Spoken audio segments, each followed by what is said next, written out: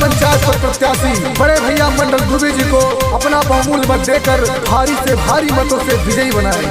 अब की जिताइब हो जिला पंचायत बनाइब हो, अब की जिताइब हो जिला पंचायत बनाइब हो।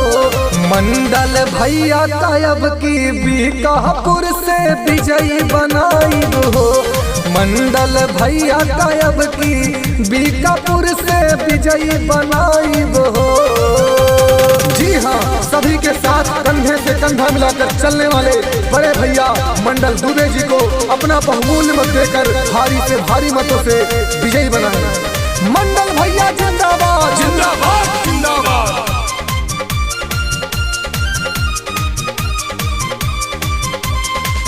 चाचा चाची कहले अपने घर के बेटुआ हो, गौआ के अपने ता बढ़ौले बटे नौआ हो, बढ़ौले बटे नौआ।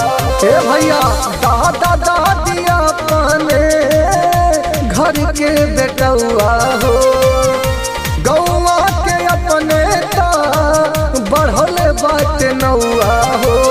पोलिंग पे जाइब हो हचक के मोहर लगाइब हो, पोलिंग पे जाइब हो हचक के मोहर लगाइब हो।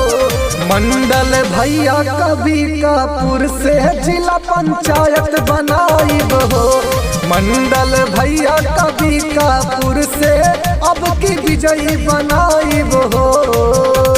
जी हाँ, नेता नहीं बेटा चुने, समाज का बागडोर उसके हाथ में सौंपे जो आपका सम्मान करे, सुख दुख में साथ दे जो क्षेत्र का विकास करे। मंडल भैया जिंदाबाद जिंदाबाद जिंदाबाद। जीती जाई है मंडल भैया करी है खूब काम हो, फ्री में आवास मिली लागी नहीं दाम हो, लागी नहीं दाम।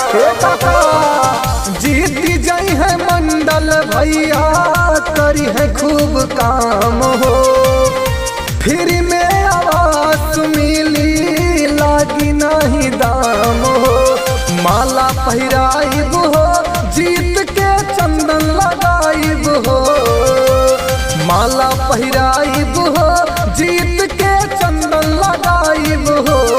मंडल भैया अब की बीकापुर से विजयी बनाइब हो, मंडल भैया अब की बीकापुर से विजयी बनाइब हो चुका आगाजन का बदलने की तैयारी है, इतिहास वही रचेगा जिसका संघर्ष भारी है। मंडल भैया जिंदाबाद जिंदाबाद जिंदाबाद।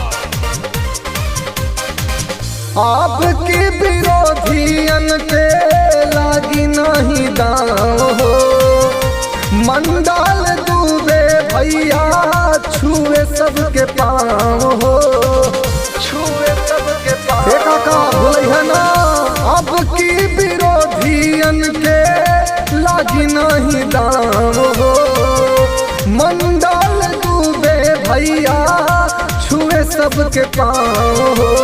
झंडा लहराइब हो जीत के झंडा लहराइब हो, गाना गवाइब हो शुभम से गाना गवाइब हो।